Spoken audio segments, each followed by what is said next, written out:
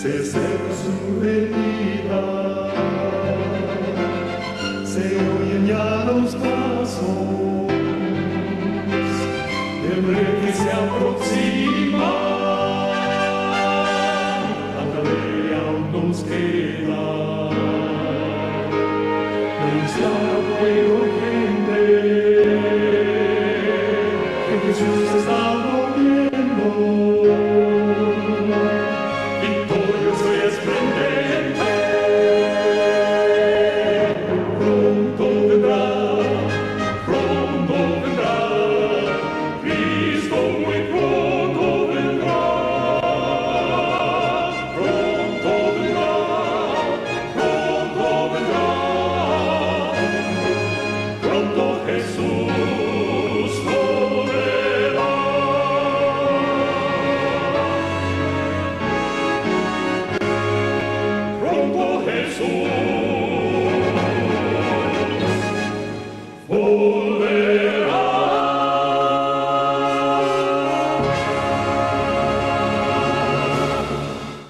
Pues esta noche vamos a estudiar el capítulo 28 de Ezequiel. Por ahí estaba leyendo, ¿verdad? Y escuché de la sierva del Señor que leyéramos el capítulo 28, que el pueblo de Dios debía leer este capítulo. Lo comenté con Brenda, entonces sí, llegamos al acuerdo que lo íbamos a traer al aire, ¿verdad? Recordemos, hermanos, que tenemos personas entrando diariamente que son nuevos, y es una forma de irlos preparando. Yo la primera siempre digo. Así que es bien importante que nosotros empecemos, ¿verdad?, la labor de preparar a nuestros hermanos, porque ese es el cometido que Dios nos da. Así que, hermano John Frank, ¿nos puede llevar en oración para empezar esto? Amén. Oremos. Bondadoso Padre que moras en el alto cielo, estamos una vez más agradecidos por el privilegio que nos das de un día más con vida, un día más en aparente paz y tranquilidad, en el cual todavía tenemos oportunidad para prepararnos, Señor.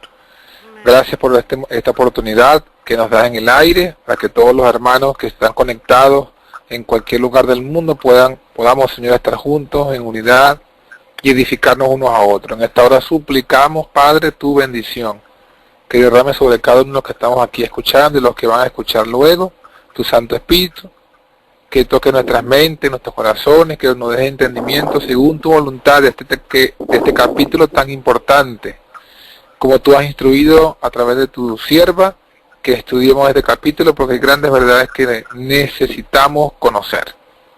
Te pedimos entonces que nos acompañes, que nos rodees con la bendición de tus santos ángeles, y que, Señor, todo lo que se hable y se comparta sea para la edificación de tu pueblo remanente. Gracias, Padre, por escucharnos, te lo pedimos en el nombre de Jesús. Amén y amén. Amén. Gracias, hermano, y gracias, hermano Samuel, por estar con nosotros. Mauricio estará también ya pronto ya está con nosotros. Ya está con Buenas noches, hermano. Mauricio, que la bendición de nuestro Dios sea con cada uno de nosotros nuevamente. Primeramente voy a leer el capítulo 28 de Ezequiel para aquellas personas que quizás nunca lo han leído, personas que, ¿verdad?, están aprendiendo ahora, y lo vamos a descifrar poco a poco. Y luego voy a leer la parte que la mensajera del Señor le escribe sobre este capítulo y lo que ella dice como pueblo de Dios que debemos de estar leyendo. Pido a nuestro pueblo que estudie el capítulo 28 de Ezequiel. Lo que allí se representa se refiere principalmente a Lucifer, el ángel caído, y sin embargo tiene un significado más amplio. No se describe a un ser sino a un movimiento general, un movimiento del que seremos testigos. Un fiel estudio de este capítulo debería inducir a los que están buscando la libertad, la verdad, que caminen en toda luz que Dios ha dado a su pueblo, para que no sean entrampados por los engaños de estos últimos días. Testimonios especiales en la serie BN 17 de la página 30. Aquí ella dice dónde ella dejó esto escrito. Vamos al capítulo 28.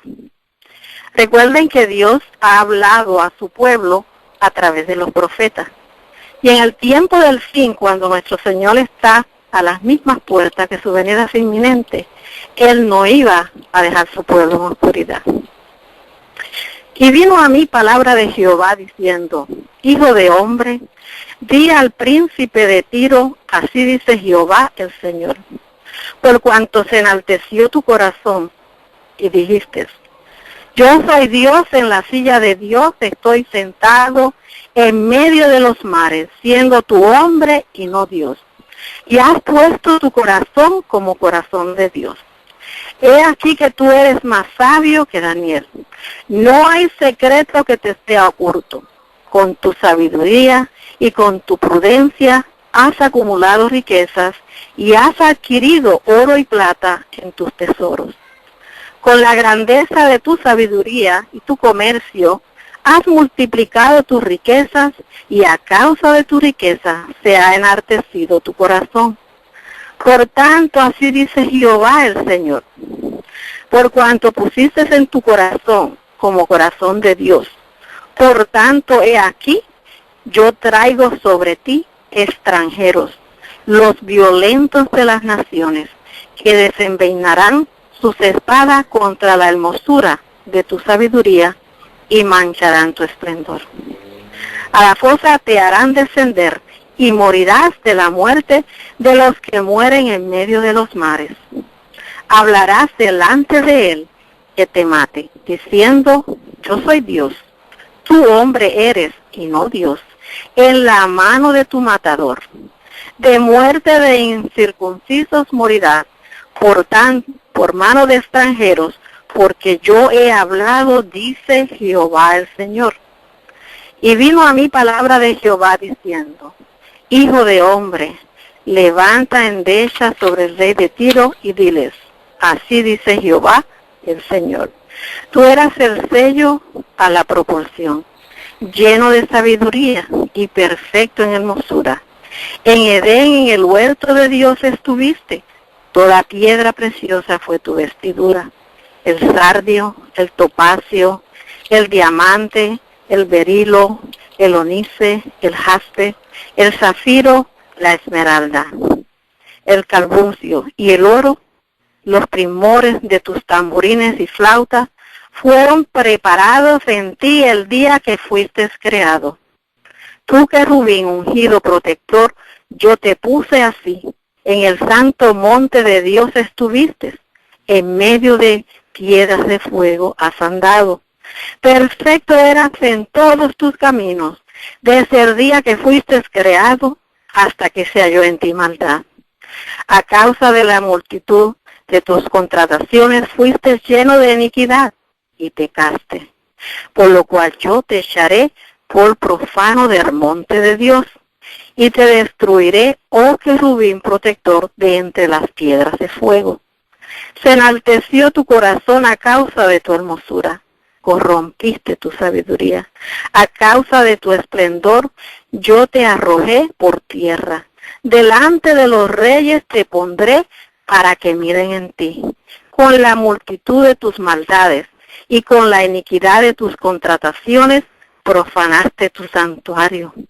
Yo pues sacaré fuego de en medio de ti, el cual te consumirá, y te pondré en cenizas sobre la tierra a los ojos de todos los que te miren.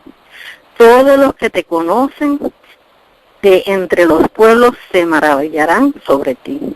Espanto serás, y para siempre dejarás de ser. Y vino a mí palabra de Jehová diciendo, Hijo de hombre, pon tu rostro hacia Sidón y profetiza contra ella. Dirás así, dice Jehová el Señor, he aquí yo contra ti, oh Sidón, y en medio de ti seré glorificado, y sabrán que yo soy Jehová cuando ejecute en ella juicios y en ella sea santificado.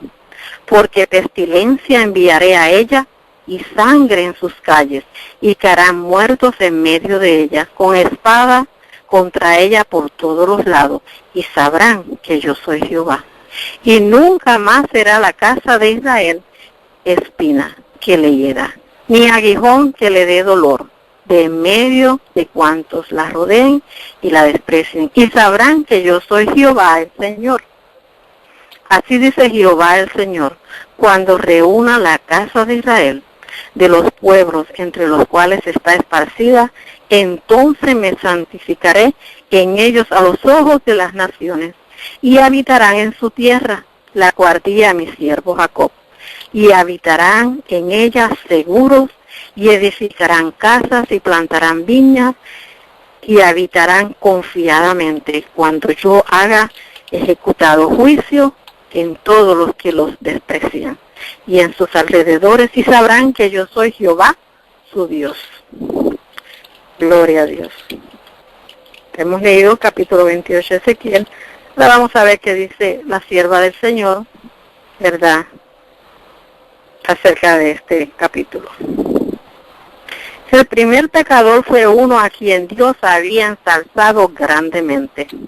Es representado bajo la figura del príncipe de Tiro, floreciente en poder y magnificencia. Poco a poco Satanás fue complaciendo el deseo de ensalzamiento propio. Las Escrituras dicen: se enalteció tu corazón a causa de tu hermosura, corrompiste tu sabiduría a causa de tu esplendor. Tú que decías en tu corazón: en lo alto, junto a las estrellas de Dios, levantaré mi trono. Seré semejante al Altísimo, aunque toda su gloria provenía de Dios. Este poderoso ángel llegó a considerarla como algo propio. No contento con su posición, aunque era honrado por encima de la hueste celestial, se atrevió a codiciar un homenaje que solo corresponde al Creador. En vez de procurar que Dios fuera supremo en el afecto y en la lealtad de todos los seres creados, procuró conseguir para sí mismo ese servicio y esa lealtad. Y al codiciar la gloria que el Padre Infinito ha conferido a su Hijo, este príncipe de los ángeles aspiraba a un poder que solo correspondía a Cristo. El usurpador continuó justificándose a sí mismo hasta el mismo fin del conflicto en el cielo, cuando se anunció que junto con todos sus simpatizantes debía ser expulsado de las moradas de gloria. Entonces el caudillo rebelde atrevidamente expresó su desprecio por la ley del Creador. Condenó los estatutos divinos como una restricción de la libertad de sus seguidores y declaró que tenía el propósito de conseguir que la ley fuera abolida. Únicamente Satanás y su hueste echaron toda la culpa de su rebelión a Cristo, declarando que si no hubiese sido reprobados, nunca se hubieran revelado. La rebelión de Satanás había de ser una lección para el universo a través de todos los siglos venideros, un testimonio perpetuo de la naturaleza y de los terribles resultados del pecado. La actuación del gobierno de Satanás, sus efectos tanto sobre los hombres como sobre los ángeles, demostrarían cuál es el inevitable fruto de desechar la autoridad divina. Testificarían que el bienestar de todas las criaturas que Dios ha hecho dependen de la existencia del gobierno divino y de su ley. De modo que la historia de este terrible ensayo de rebelión habría de ser una salvaguardia perpetua para todos los seres santos inteligentes, para impedir que fueran engañados en cuanto a la naturaleza de la transgresión, para librarlos de cometer pecado y sufrir su castigo. Dios puede retirar de los impenitentes las prendas de su maravillosa misericordia y amor en cualquier momento. Ojalá los seres humanos pudieran considerar cuál será el resultado inevitable de su ingratitud para Dios y de su menosprecio de la dádiva infinita de Cristo para nuestro mundo.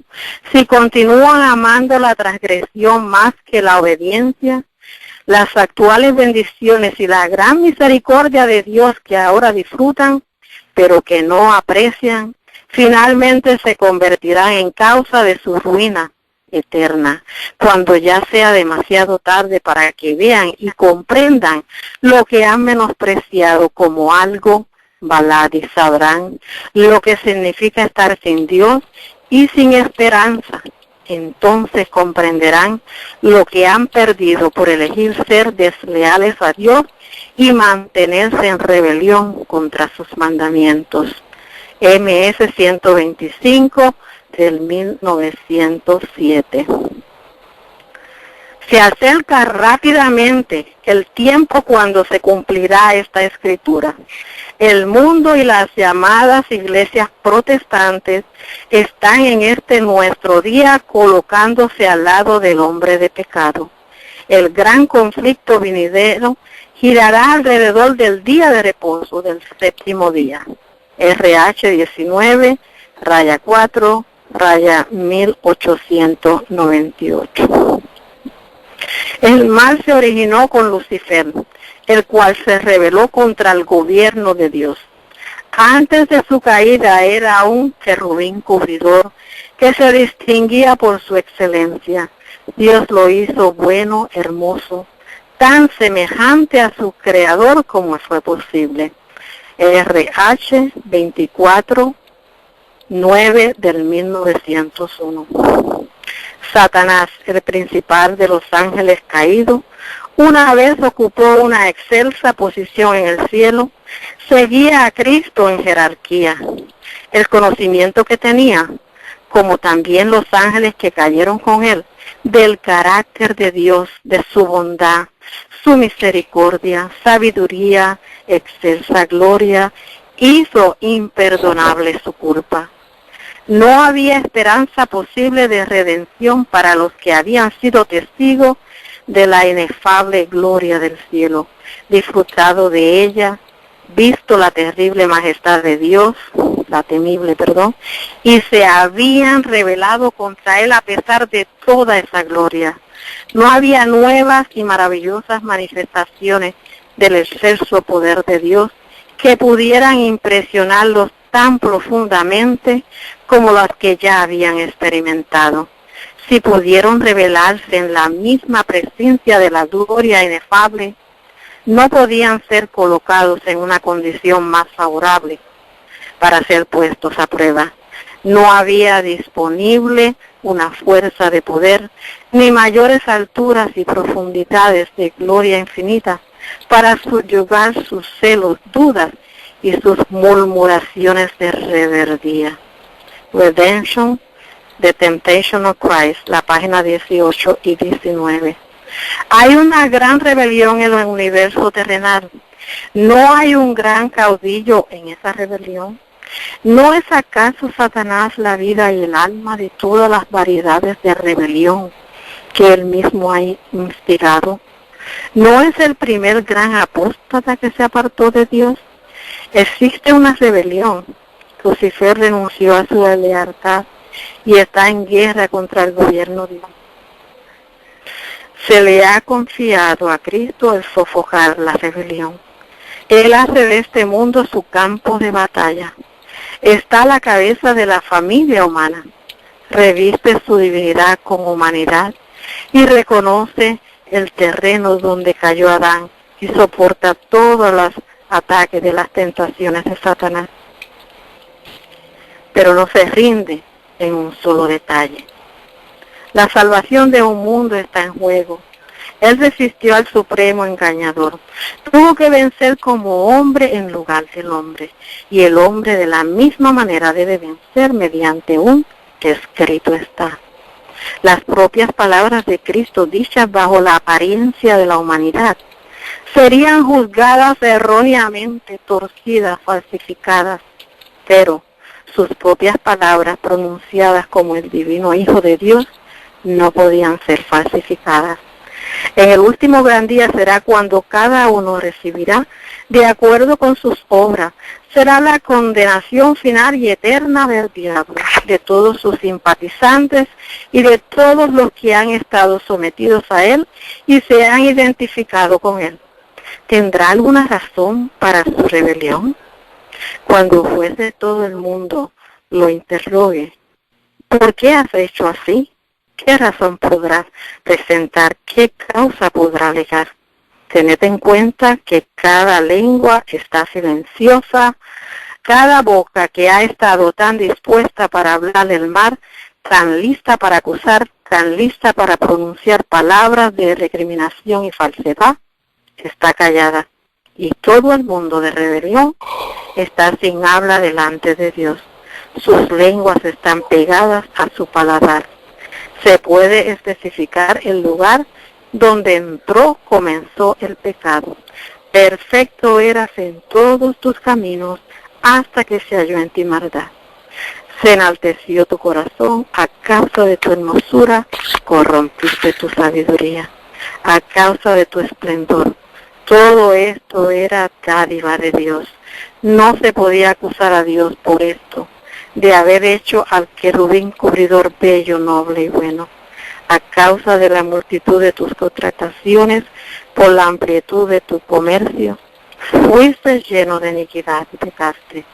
Con la multitud de tus maldades y con la iniquidad de tus contrataciones, profanaste tu santuario. Contratación es aquí símbolo de una administración corrupta. Señala la introducción del provecho propio en las prácticas espirituales. Nada es aceptable delante de Dios en el servicio espiritual, con excepción de los propósitos y obras que son para el bien del universo. Hacer el bien a otro redundará para la gloria de Dios. Los principios que Satanás puso en práctica en el cielo son los mismos principios con los cuales actúa mediante agentes humanos en este mundo. Cada imperio terrenal y las iglesias se han corrompido progresivamente por medio de esos principios de corrupción.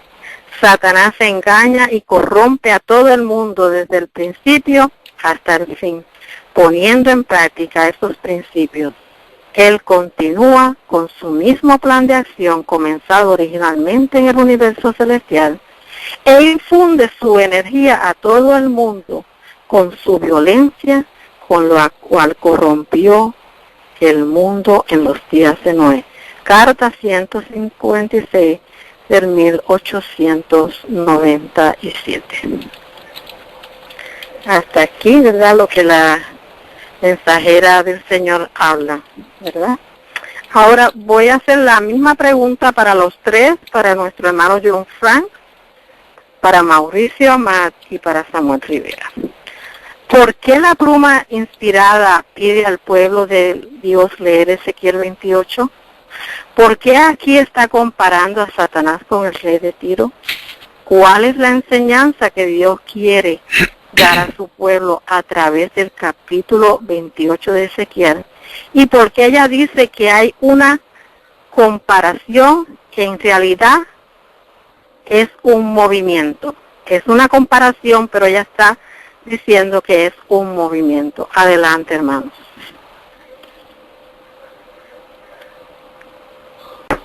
Bueno, buenas noches, hermanos. Es interesante todo lo que ha leído la hermana, debido a que ahí justamente en la cita que usted está refiriendo, hermana, a la que se está mencionando, da la clave de este capítulo. Dice que pide a nuestro pueblo que se estudie el capítulo 28 de Ezequiel. Lo que allí se representa se refiere principalmente a Lucifer, el ángel caído. Y sin embargo tiene un significado más amplio, o sea, ya menciona que este capítulo tiene doble significado, doble aplicación. No se describe, dice Elena de White, no se describe a un ser, sino a un movimiento general, un movimiento del que seremos testigos. Entonces ya aquí en este otro párrafo se muestra que la segunda aplicación o el segundo significado de este capítulo se refiere entonces no a un individuo exclusivamente, sino a un movimiento. A un movimiento, dice, del que seremos testigos. Es decir, que desde el momento en que Elena de White escribió esto, del siglo XIX, todavía ese cumplimiento segundo estaba en el futuro. Entonces es interesante cuando vemos esta cita, pues la analizamos con detalle. Entonces vemos por qué es importante estudiar este capítulo, porque este capítulo, por supuesto, habla de Lucifer, habla del gran conflicto que se dio en los cielos, describe pues los motivos que estaban allí en el corazón de Lucifer, que lo llevó pues a convertirse en el primer gran apóstata, en el primer gran rebelde. Y a su vez, este capítulo sigue siendo verdad presente, no solo por eso que estaba mencionando, sino porque tiene entonces un significado acerca de un movimiento. Cuando leemos pues todo el capítulo 28, encontramos que aquí se habla justamente, se habla de esos dos significados, se evidencian en la misma Biblia, ¿no? En Ezequiel, por ejemplo, Ezequiel capítulo 28, en el versículo 1 y 2 dice: y fue palabra de Jehová a mí diciendo, hijo de hombre, di al príncipe de Tiro. Fíjense que aquí está hablando del príncipe de Tiro. Y bueno, lo que ya se leyó a continuación, lo vamos a leer de nuevo. Habla del príncipe de Tiro. Ahora, cuando nosotros vamos más adelante del mismo capítulo y vamos al capítulo 11, uno ve que es la segunda parte de este capítulo. Vino a mí palabra de Jehová diciendo, ese es el versículo 11. El 12, hijo de hombre, levanta endecha sobre el rey de Tiro. Así ha dicho Jehová el Señor, tú eres el sello de la perfección, lleno de sabiduría y acabado de hermosura. En Edén, en el huerto de Dios estuviste, y sigue explicando allí acerca de un personaje singular que es el querubín grande y protector, que es indudablemente Lucifer. Ahora, que vemos aquí en este capítulo, lo vemos que está como, habla como de dos personajes. En los versículos 1 al 10 habla del príncipe de Tiro, y en los versículos 11 al 19 habla del rey de Tiro. Ahora, cuando vemos el versículo 12, el rey de Tiro es el querubín cubridor, entonces ya no hay duda que eso se refiere principalmente a Satanás como rey de Tiro, porque acuérdense que él es como le dijo el diablo a Jesucristo en la tentación. Él le dijo, se le presentó a Jesucristo en el desierto de la tentación, y le dijo, o se le mostró todos los reinos del mundo y su gloria, y le dijo, todo esto me es dado y te lo puedo dar. Entonces quiere decir allí que se reconoce, pues Lucifer sabe que todos los reinos del mundo le han sido dados a él, por eso es que él es el rey, en este caso, de Tiro. Pero el príncipe de Tiro, que es la primera parte que habla, nos preguntaríamos de quién está hablando allí en el príncipe de Tiro. Porque no sabemos nosotros, ¿verdad?, que no es lo mismo ser un príncipe que ser un rey. Si el rey es el diablo, si el rey es Lucifer, si el rey es Satanás, entonces ¿quién será el príncipe de Tiro? Indudablemente que el príncipe, por definición, el príncipe es el hijo del rey. Si el rey es Lucifer, el príncipe tiene que ser un hijo de Lucifer. Cuando nosotros vamos a segunda de Tesalonicenses, capítulo 2, versículos 7 al 8, encontramos que ahí se habla del hombre de pecado, el hijo de perdición. Entonces es interesante, porque justamente en el comentario que la hermana White, que la hermana aquí leyó acerca de la hermana White, justamente después del que mencionamos, que son comentarios de Elena de White que se encuentran en el comentario bíblico adventista. Que voy a leer está en Review and Herald, 19 de abril de 1898, y dice, el subtítulo es Pronto se cumplirá. Se cita segunda de Tesalonicenses 2, 7 al 8, y Ezequiel 28:2 y 6 al 10. Y dice, se acerca rápidamente el tiempo cuando se cumplirá esta escritura. El mundo y las llamadas iglesias protestantes están en este nuestro día colocándose al lado del hombre de pecado. El gran conflicto venidero girará alrededor del día de reposo del séptimo día. Entonces, ya con estas citas, con esta detalle bíblico, encontramos, sin lugar a duda, que el príncipe de Tiro es el hijo del rey de Tiro, es el hijo de Lucifer, es el hijo de perdición, es el hombre de pecado. Se refiere entonces al papado. Los versículos del 1 hasta el versículo 10 se refiere en su segunda significado, como ya lo dice Elena de White, a ese movimiento. ¿A cuál movimiento? Al movimiento en el cual va a resurgir el papado. Entonces ahí estamos viendo pues el hijo del diablo, el hijo de perdición, el príncipe de Tiro es el papado. Los versículos 1 al 10 y del 11 al 19 se refiere al rey de Tiro, que es Lucifer. Gracias, hermano. Hermano Samuel. Bien, la explicación del hermano es bien atinada, bien clara. Este es un capítulo que tiene tres simbologías principales. El hermano ya la tocó. El capítulo está hablando del rey de Tiro, pero todos sabemos que el rey de Tiro no tiene todas las características que aquí se menciona en este capítulo, de manera que Satanás es el elemento al cual se está aludiendo de manera clara y exacta. Ahora, hay algunos detalles que yo querría señalar en esta ocasión. Es bueno, hermanos, que nosotros notemos el caso de Satanás. Recuerden que Dios nunca creó a Satanás. Dios creó fue un ángel perfecto.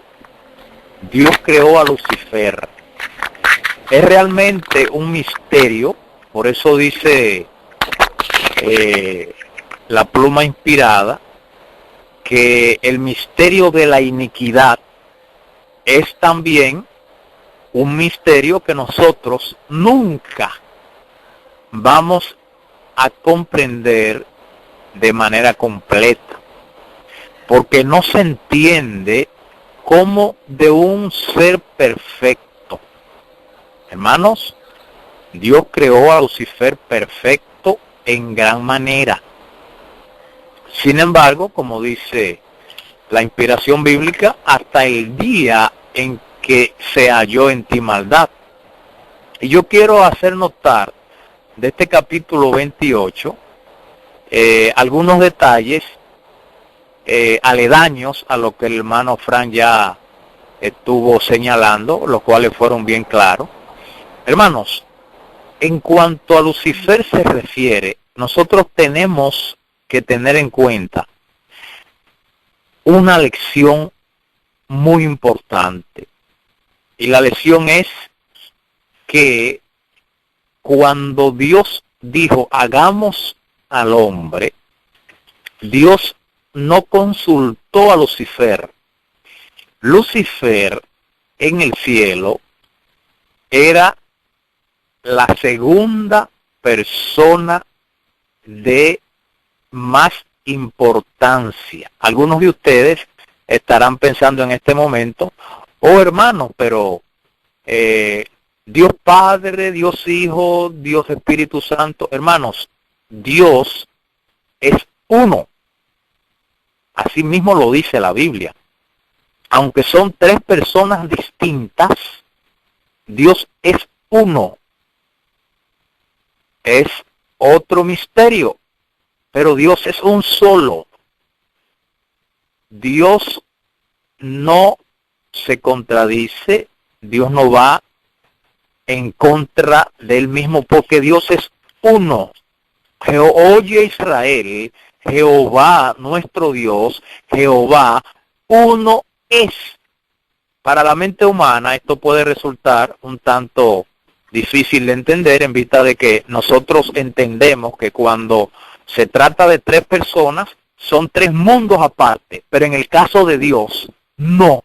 En el caso de Dios, es una mente, una sola mente, aunque son tres personas distintas, es una sola mente.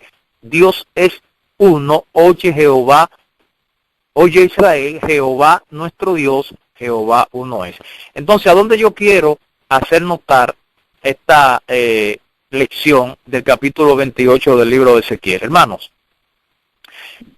nosotros tenemos que tener en claro el pecado que hizo que Lucifer perdiera su vida eterna, perdiera su puesto, hiciera que la 1/3 parte de los ángeles del cielo se perdieran, e hiciera que la gran mayoría de los mortales se pierdan. Hermanos, ¿sabían ustedes que en el gran día final, donde Dios demostrará a través de todos los hechos de la historia del gran conflicto su justicia, que aún los impíos, juntos con Satanás y todos los ángeles perdidos, tendrán que reconocer postrado: justo y verdadero son tus caminos, oh Rey de los santos, gloria a Dios.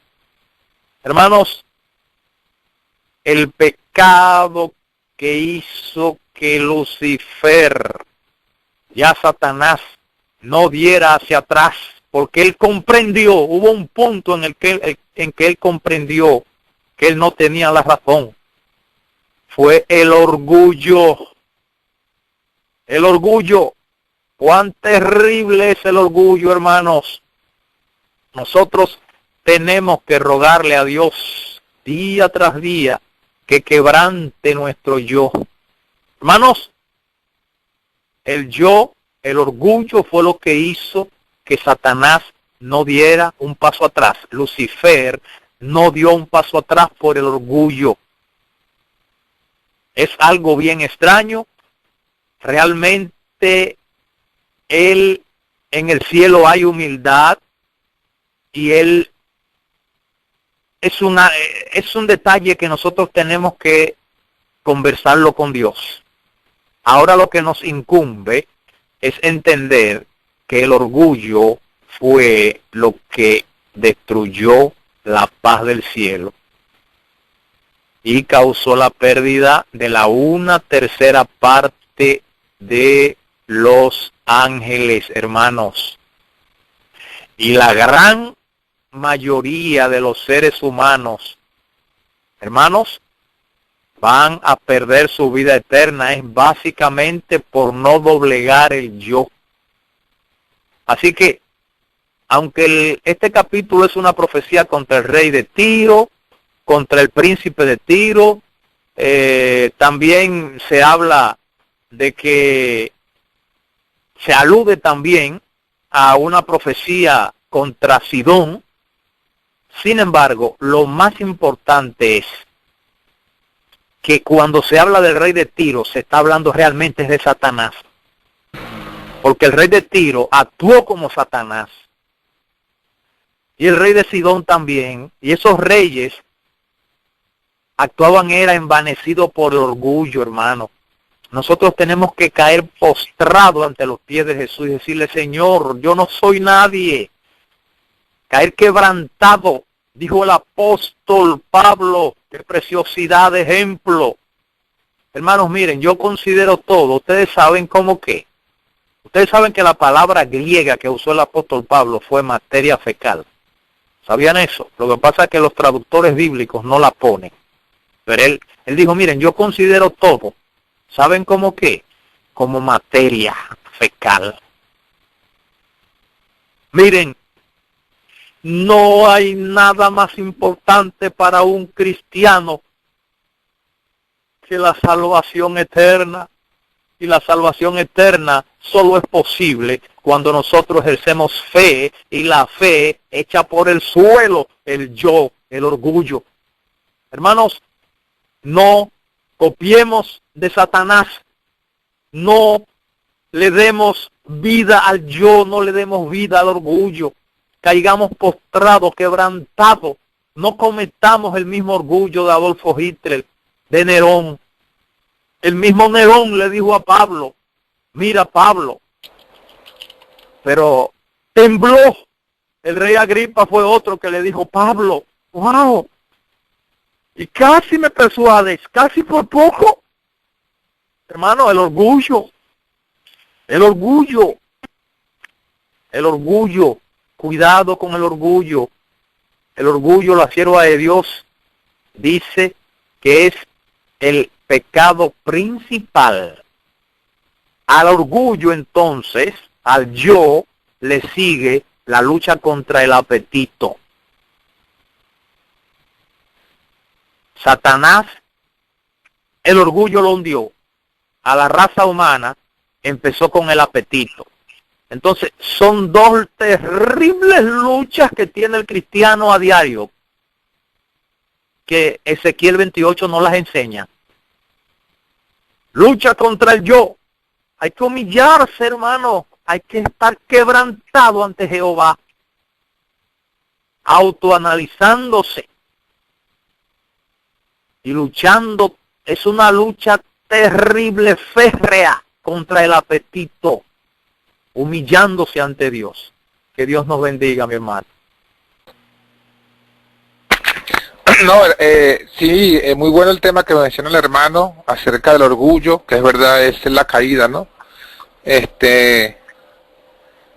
No, lo que quería era hacer un breve comentario acerca de que cuando estamos hablando, pues, del gran conflicto, el gran conflicto aparece, pues, allí, cuando Lucifer se rebela contra Cristo, porque, como dice el hermano, pues, Dios dice a su Hijo, hagamos al hombre a nuestra imagen, no consultó a Lucifer. Entonces simplemente lo que quería era hacer leer aquí una cita, pues, de las que misma estaba leyendo la hermana, que está en el comentario bíblico adventista, pero que son comentarios de Elena de White, acerca de Ezequiel 28. Ella dice: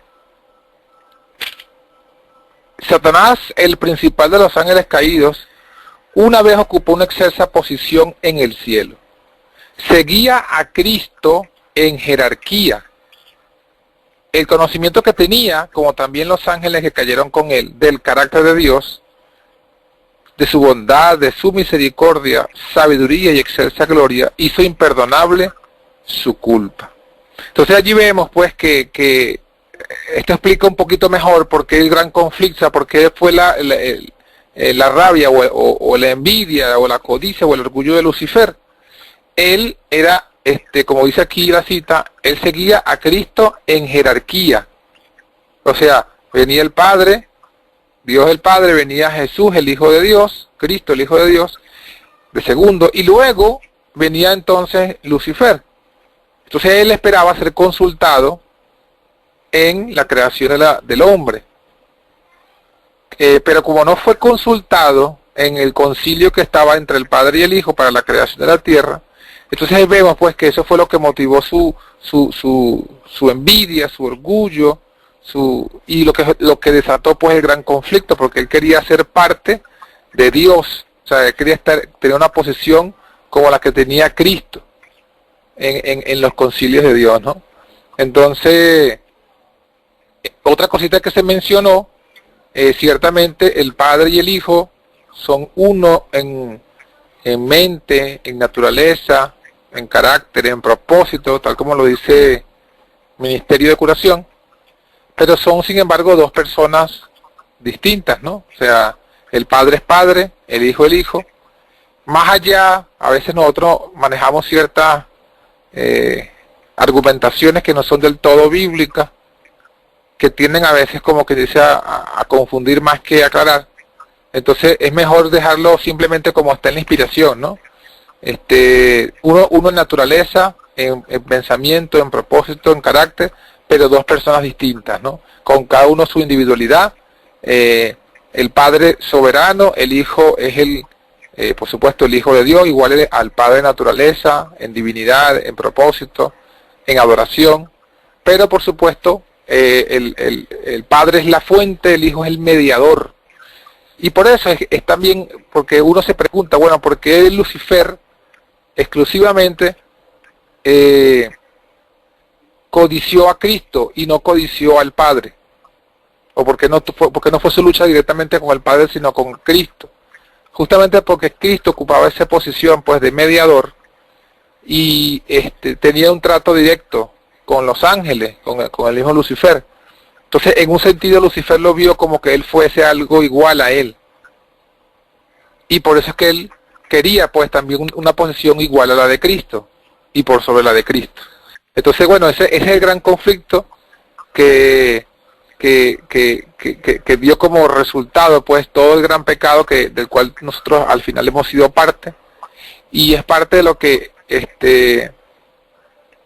para cerrar este punto, es parte de lo que aparece también cuando vemos en el desierto de la tentación y en toda lo que dice el Nuevo Testamento. Nosotros vemos que apenas Lucifer se encuentra, apenas el diablo, ya en este caso es el diablo, se encuentra con Jesucristo en el desierto de la tentación. El diablo repitió 3 veces una misma idea, y en la repetirla, en la forma como él la expresa, en el desierto, la tentación, notamos su gran odio y rabia hacia esa gran verdad. ¿Cuál es la gran verdad? Que el diablo odia. Es la gran verdad que lo expulsó del cielo. ¿Y cuál es la gran verdad? Él dijo, comenzó su tentación, cada una de las 3 tentaciones las comenzó el diablo diciendo, si eres hijo de Dios, di que estas piedras se hagan pan. Si eres hijo de Dios, échate abajo. Y así sucesivamente.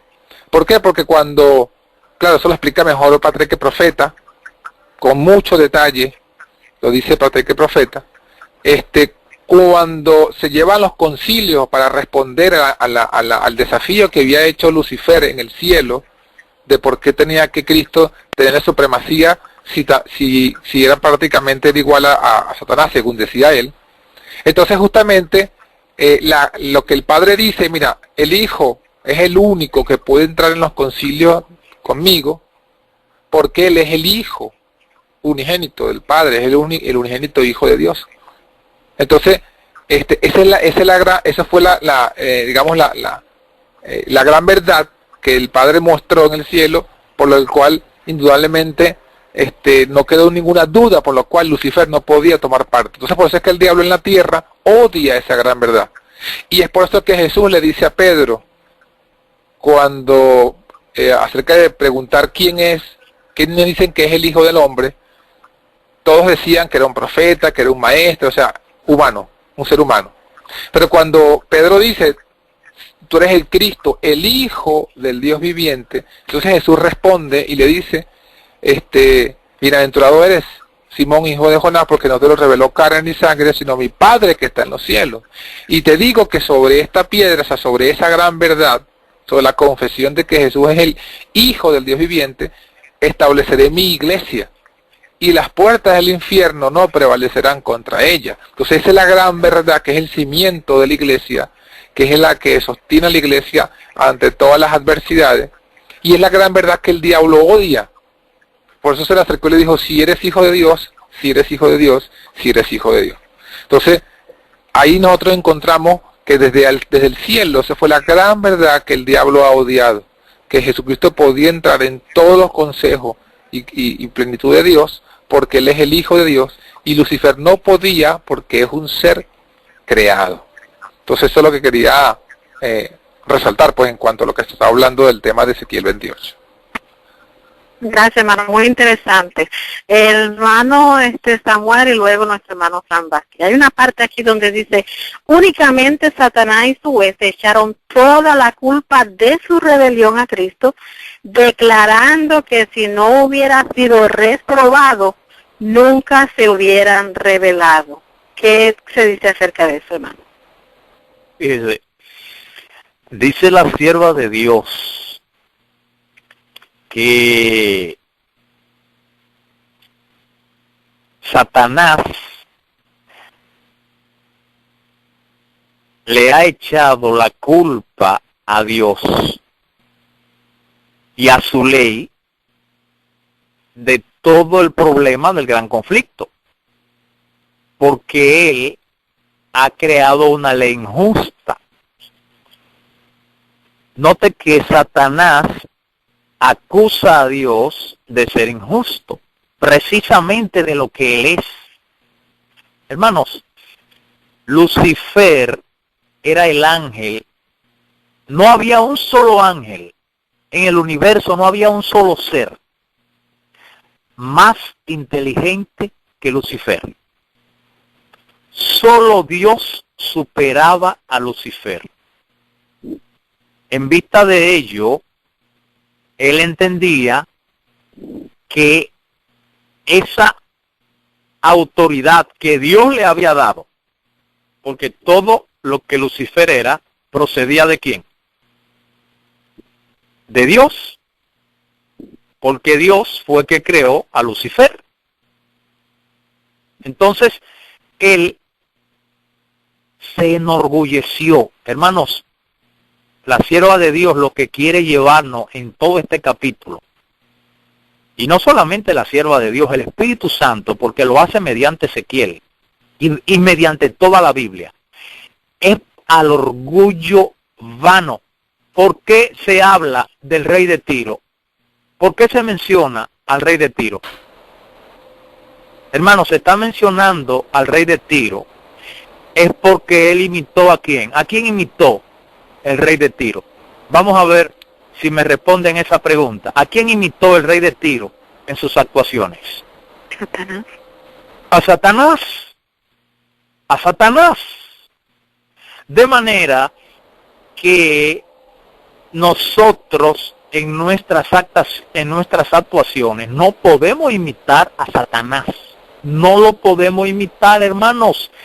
Satanás no se entregó a Dios, aún estando convencido de que Dios estaba en la verdad, por el orgullo. El mundo, hermanos, actúa es por el orgullo. El orgullo es como una planta, usted la siembra y ella tiene diferentes tipos de raíces. Hay raíces que se van hacia los lados, pero hay una raíz que va y penetra de manera vertical hacia abajo en la tierra. Podría compararse el orgullo del ser humano con esa raíz. Hermano, ese es el pecado base de todos los demás pecados. Y aunque no tengo la cita a mano, puedo mencionársela. Dice la sierva de Dios que la suficiencia propia, que es lo mismo que orgullo, esa suficiencia propia, ese yo, ese orgullo, es el pecado que está echando la vida de los cristianos a perder. También ella menciona que hay otro, que es el apetito y el amor al mundo. Entonces, nosotros estamos llamados a aprender una lección, no solamente de los reinados que han pasado por esta tierra, sino de Lucifer. Tenemos que aprender la lección, hermanos. Lucifer no llegó al punto de humillarse ante Dios. Y dice la sierva de Dios que esta gigantesca inteligencia hizo pasar la verdad, la mentira por verdad. Noten, hizo pasar la mentira por verdad. Hermanos, ¿creen ustedes que Dios le ha dado tantos años, miles de años, para resolver este problema del gran conflicto? Porque es un asunto sencillo. Hermanos, el carácter de Satanás, ¿ustedes saben en qué momento fue verdaderamente revelado a los habitantes del universo? ¿Ustedes saben en qué momento fue? Fue cuando Cristo murió en la cruz, después de 4000 años de pecado. los seres santos que poblan el universo infinito no pudieron entender hasta ese momento, no pudieron entender a cabalidad el carácter de Satanás, y aún hay todavía detalles que demostrar. Entonces tenemos una lección que aprender. Él no se devolvió por el orgullo, por el yo. Hermanos, es el pecado que más debe de temerse. Ese yo, ese orgullo, esa vanagloria. Entonces nosotros somos cristianos solo cuando caemos quebrantados. Y esa muerte diaria tiene que ser la vida del cristiano. Mientras un cristiano no muere al yo, el día que un cristiano no muere al yo, no fue cristiano ese día. Hermanos, Lucifer, hay muchas lecciones que aprender de él. Y una de ellas es que el yo, el orgullo, fue que hizo perder a Lucifer. Si Lucifer se hubiese humillado, dice la sierva de Dios que él se iba a entregar. Y cuando vio la cantidad de ángeles y de seres humanos que había ganado, dijo, no, pero ¿cómo yo doy hacia atrás? Mira, el orgullo. Entonces nosotros estamos llamados a andar con humildad profunda. Por ello es que nosotros tenemos que entregarnos de manera completa a nuestro Dios. Señor, caigo quebrantado ante ti, yo no soy nadie, yo no tengo nada bueno en mí mismo, Señor, tómame como enteramente tuyo. Hermanos, y os ruego por las misericordias de Dios, dice Romanos 12, os ruego por las misericordias de Dios que entreguéis vuestro cuerpo en sacrificio vivo, que es vuestro culto racional con la razón. Nosotros tenemos que entregarnos completamente. Señor, me entrego completamente. Yo no amo ya nada, ni mi esposa, ni mi esposa, más que a ti, ni mi hijo, yo lo amo más que a ti. Recuerden el devocional. Dios le dijo a Abraham, mira, Abraham, entrégame tu hijo, tu único, al que tú amas, sí, a ese que tú amas. Hermano, y Abraham no le dijo nada a Sara. Sara se salvó, pero Sara todavía en ese momento no tenía la fe que había que tener. Porque él sabía que si le decía a Sara, mira, yo voy a matar, voy a sacrificar a nuestro hijo porque Dios, Sara se hubiera opuesto. Hermanos, hay que tener la fe de Abraham. Señor, ¿qué es lo que tú quieres? A mi hijo, a mi único, al que yo amo. Sí, Señor, eso es tuyo. Y nosotros tenemos que decirle a Jehová, Dios, Señor, ¿qué es lo que tú quieres de mí? ¿Qué pides tú de mí? Todo yo lo pido de ti. Satanás, dice la sierva de Dios, no quiere que el cristiano vea la necesidad de una entrega completa. Eso es, oigan, lo que Satanás quiere que el ser humano, que el adventista, que quien profesa la verdad, siempre esté confundido. Bueno, Señor, yo te entrego esto, pero esto es, no, Señor, es completa. El yo no soy nadie, Cristo, yo soy un muerto, dijo Pablo. Diga lo mismo usted y dígalo, y yo debo decir lo mismo. Yo soy un muerto. Cristo es el que vive en mí. Ven acá, pero ahí tu personalidad, yo no tengo personalidad, la personalidad mía es Cristo Jesús. Entonces, cuando nosotros aprendamos esa lección, nosotros vamos a entender, hermanos, que si nosotros no damos ese paso de humildad frente a Jehová, nosotros no vamos a morar con los ángeles en el cielo. Que Dios nos bendiga. Gracias, hermano. Hermano Frank, la misma pregunta para usted.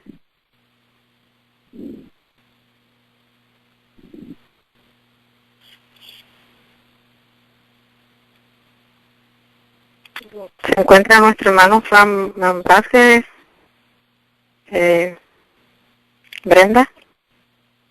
Sí está. Está en mudo, creo.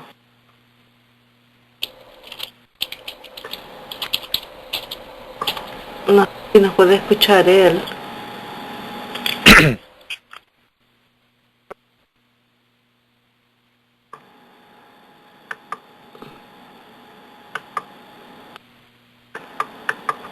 No, creo que se cayó.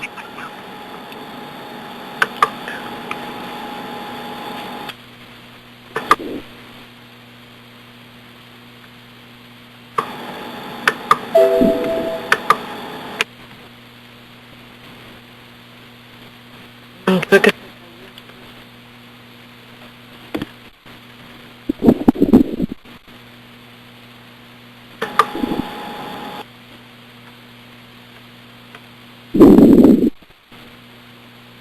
a ver si vuelve a entrar.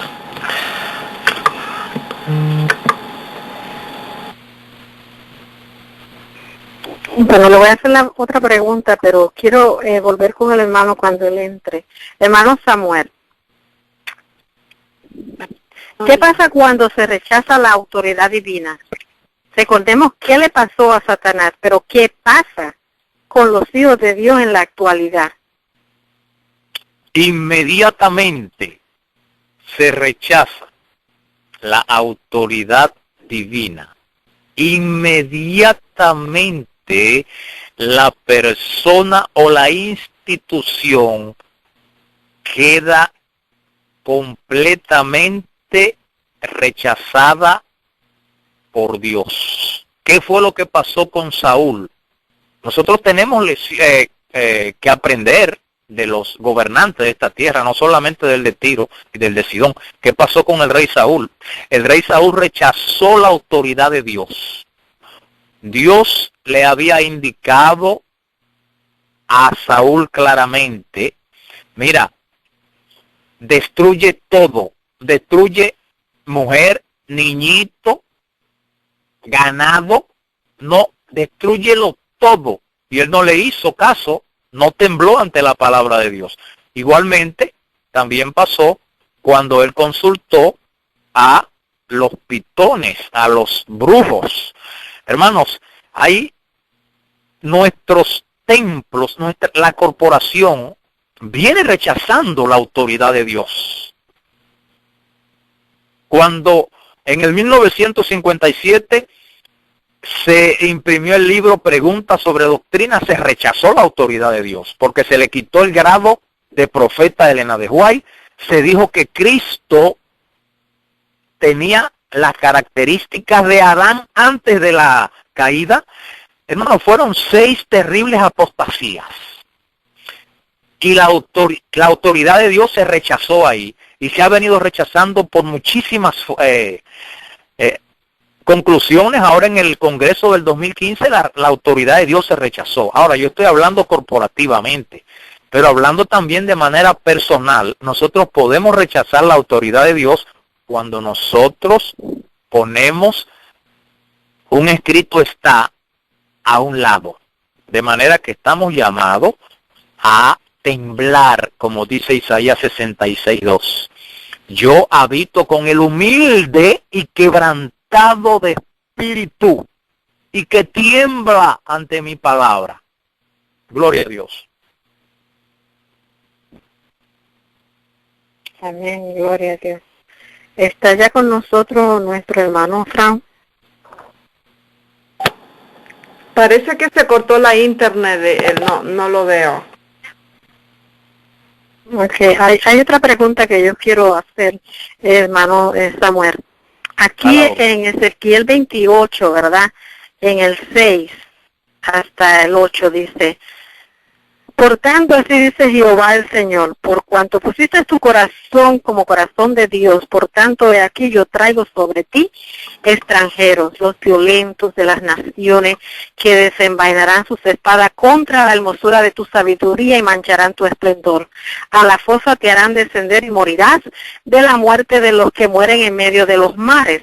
Entonces, mirando aquí lo que dice la hermana de nosotros, hermana Helen White, ¿verdad?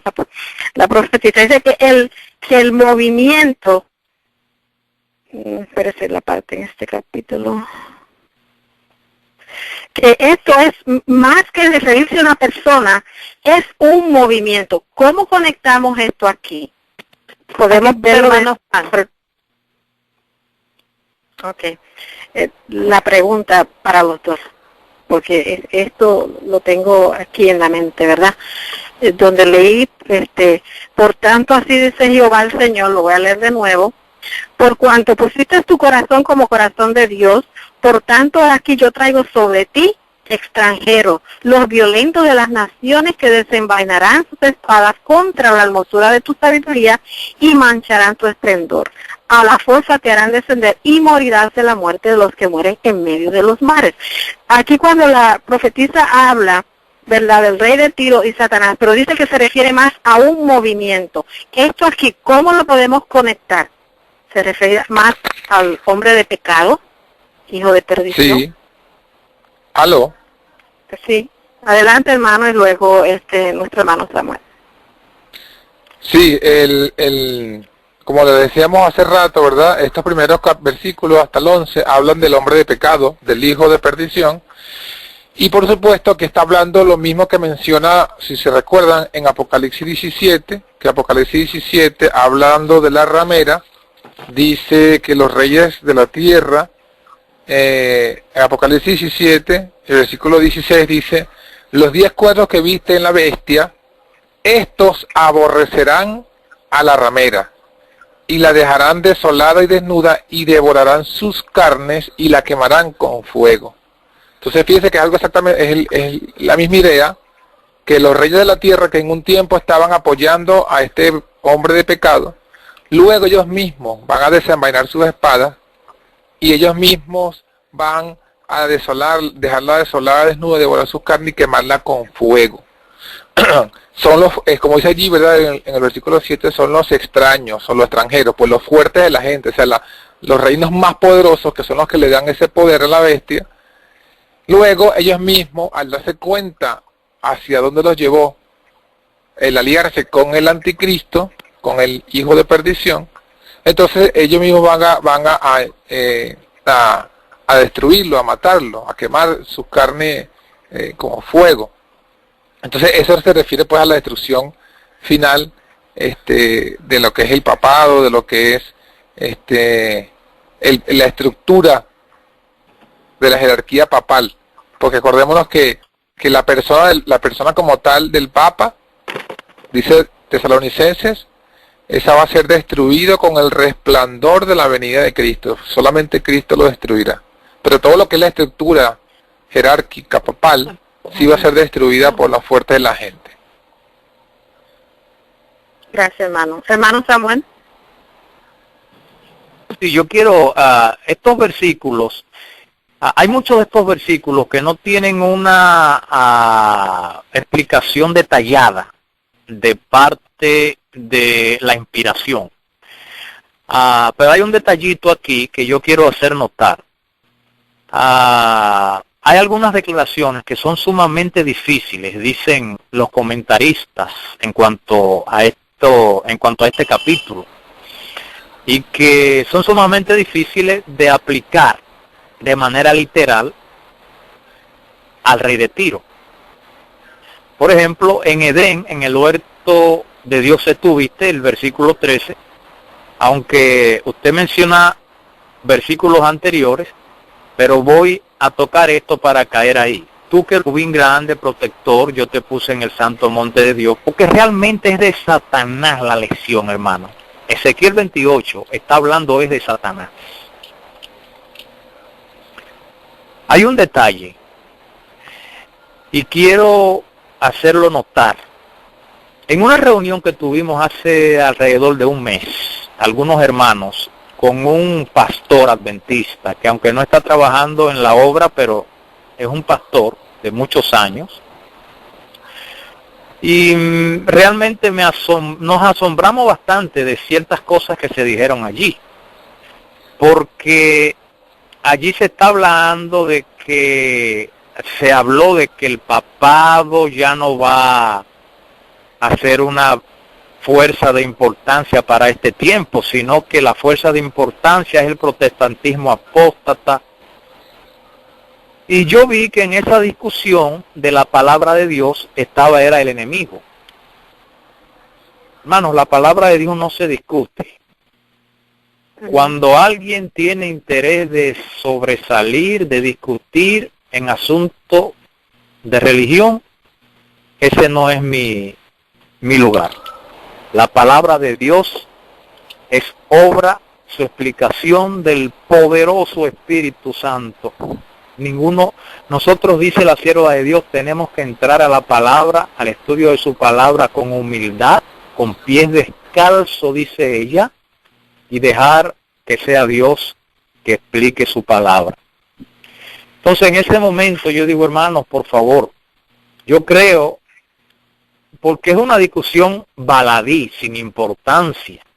Hermanos, que esa discusión de que si es el protestantismo apóstata, si es el papado, hermanos, ¿quién es que está detrás del protestantismo apóstata? Satanás. ¿Quién está detrás del papado? Satanás. Entonces, ¿quién está dirigiendo la lucha de parte del mal para este tiempo? Igual que en el pasado. Satanás. El papado, el papa le va a dar su silla a Satanás, hermana. Y hermanos, este gigantesco sistema de falsas religiones es obra maestra de Satanás. Conflicto de los siglos, página 54. Le dije a los hermanos, ¿quién ha ideado esto para sentarse él en la silla que le corresponde a Jehová? Su lucha es contra Dios. Señores, el carácter de Dios ha estado en juicio. ¿Sabían ustedes eso? El carácter de Dios ha estado en juicio. Es más, ¿sabían ustedes? Dice el deseado de todas las gentes, que no solo para salvar a la raza humana vino Cristo a morir a esta tierra, sino también para dar a conocer su carácter. Hermanos, ese sacrificio de Cristo es un misterio que estaremos comprendiéndolo durante millones y millones de años. Estaremos comprendiendo un aspecto diferente y nunca terminaremos, porque es un misterio que no tiene comprensión completa. Cristo, hermanos, es el Rey justo y verdadero, y su carácter es justo y verdadero. Satanás es un injusto y ha estado luchando contra Dios, y el orgullo fue que lo hizo perder. Entonces, cuando nosotros cuestionamos la autoridad de Dios, vamos a pasar del lado de Satanás. Hermanos, no podemos cuestionar la autoridad de Dios en nuestras vidas personales.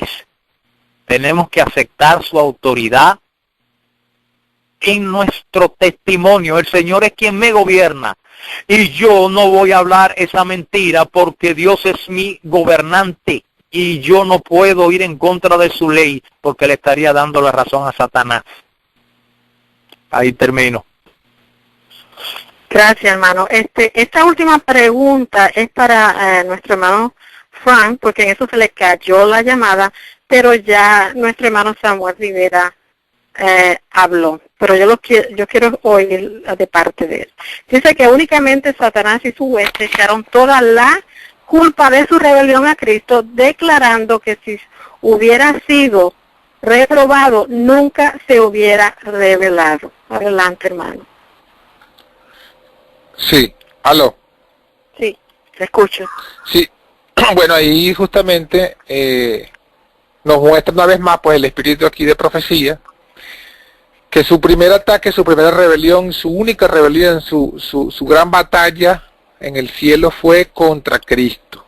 No fue contra el Padre, sino fue contra Cristo. Él quería, realmente el objetivo de Lucifer era ocupar una posición igual a la de Cristo. Entonces claramente la culpa de su rebelión a Cristo declarando que si no hubiesen sido reprobados, nunca se hubieran revelado. O sea, ellos realmente no estaban, de hecho, si uno lee Patriarca y Profeta, uno va a encontrar donde la hermana White dice que ellos dijeron que si nos queremos someter a Dios, pero no nos vamos a someter a Cristo. O sea, algo paradójico que ellos quisieron presentar como de que su rebelión no era contra Dios, sino era contra la imposición de que Cristo iba a ser el príncipe del cielo. Claro, la hermana Joya explica, no había cambiado en nada la posición de Cristo, porque Cristo siempre ha sido el Hijo de Dios, el príncipe por naturaleza, el Hijo del Rey, y por consiguiente le tocaba la posición de que estaba ocupando. No había ocurrido ningún cambio, pero una estratagema del enemigo, del diablo, para él engañar a los que estaban allí, en los ángeles del cielo, y mostrando que lo que realmente él quería era ocupar una posición igual a la de Cristo. O sea, él quería ser, por así decirlo, otro hijo de Dios. Él lo quería, por eso es que es el énfasis en la Biblia, usted lo va a encontrar en la palabra, especialmente en el Evangelio de Juan. Juan es el que mejor lo comprendió de todos los apóstoles, y el que mejor lo expresó pues en su Evangelio. Usted va a encontrar que la palabra que se repite en el Evangelio de Juan es el unigénito, el único Hijo de Dios, unigénito. Vez tras vez lo dice Juan 3:16, de tal manera amó Dios al mundo que ha dado a su Hijo unigénito. Entonces, ¿qué encontramos? Encontramos pues el énfasis de Juan allí, mostrándonos que Jesús es el único Hijo de Dios, no hay otro como Jesús. Y eso justamente es una clara referencia a lo que el diablo quería. El diablo quería ser de una forma considerado como otro Hijo de Dios, que el Padre lo considerase a él como con los mismos privilegios que le daba a Cristo. Entonces, claro, cuando el Padre hace aquel concilio, que está en Hebreos 1 está, quizás no se nota bien, pero cuando uno lee el comentario que hace Elena de White sobre ese versículo, uno entiende que se refiere a ese concilio en el cielo. En el capítulo 1 de Hebreos, en el versículo 6 dice, otra vez, cuando introduce al primogénito en el mundo, dice, adórenle todos los ángeles de Dios.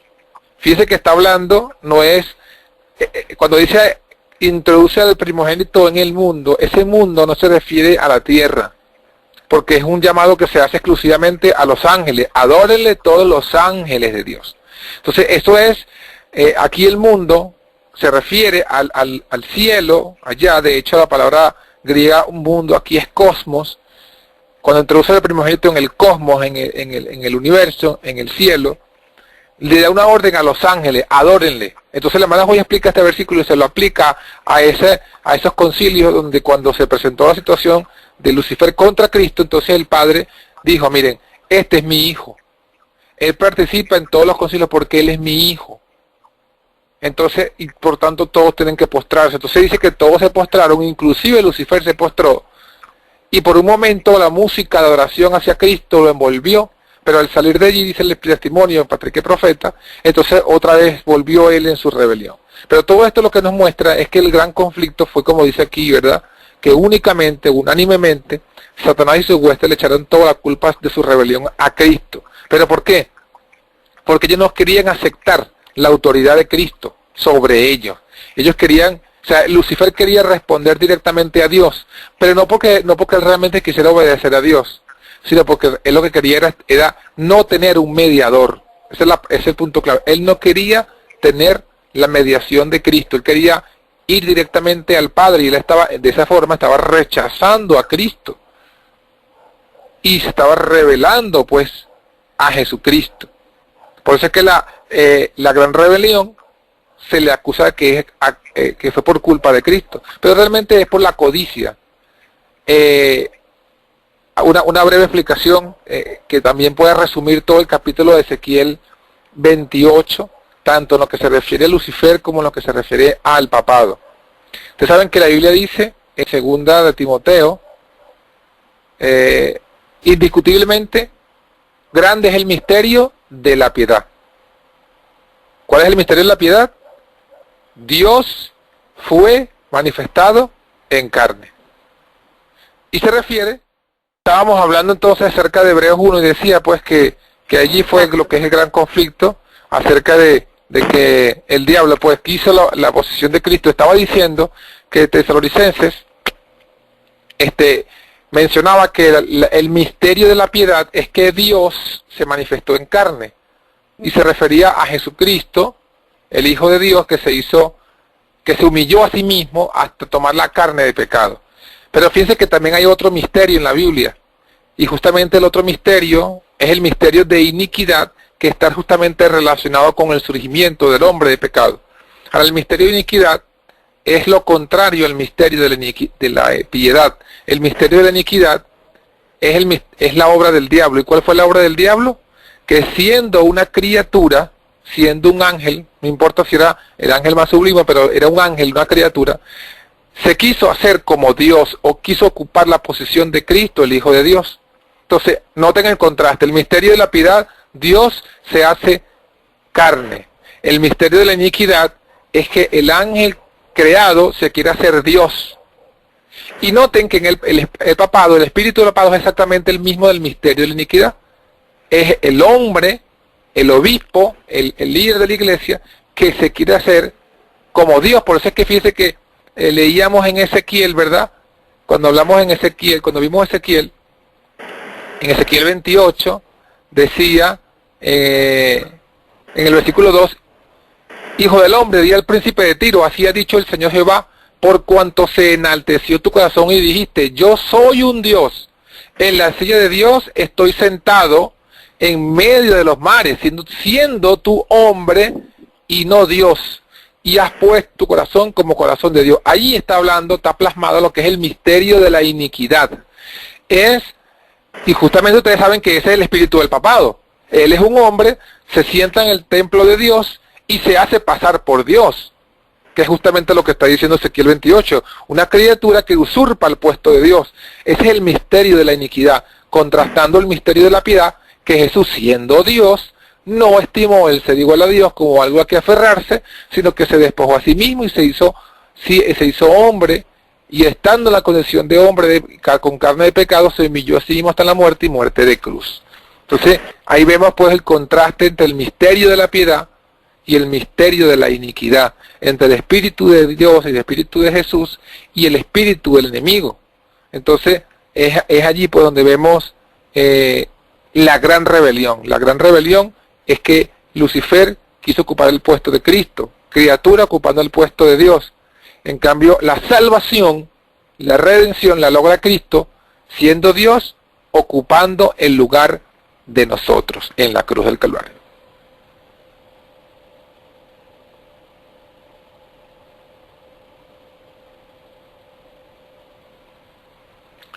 Amén.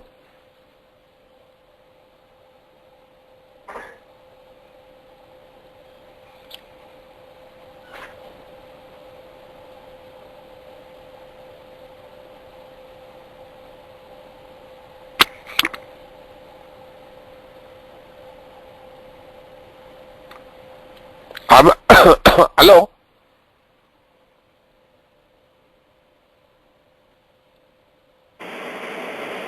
¿Me escucha, hermano? Sí, yo le oigo, ahora sí le oigo. Sí, hermano, continúe. Se quedó donde dijo que se hizo hombre. Bueno, hasta ahí, justamente esa es la explicación que le estaba dando acerca de la pregunta, hermanita, que me hizo. Okay. Pues muchas gracias, hermano. Mire, yo tuve una inquietud tan grande cuando yo encontré esta parte donde Elena G. de White habla que el pueblo de Dios debe leer Ezequiel 28, lo leí varias veces, y era una inquietud. Pero qué tremendo estudio se ha tenido esta noche, hermanos. Yo me maravillo de ver cómo el Espíritu Santo usa a los siervos de Dios, ¿verdad?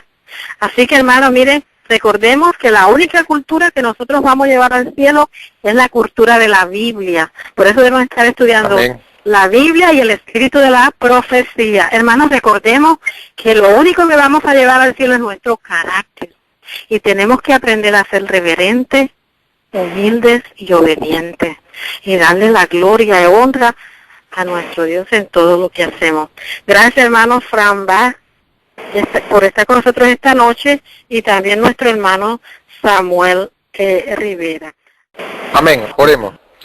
Te damos gracias, oh Dios, por esta oportunidad que nos diste de estudiar este capítulo tan importante, y sobre todas las cosas, Señor, te pedimos que en nosotros no haya ningún rasgo del espíritu de ensalzamiento, de enaltecimiento ni de orgullo.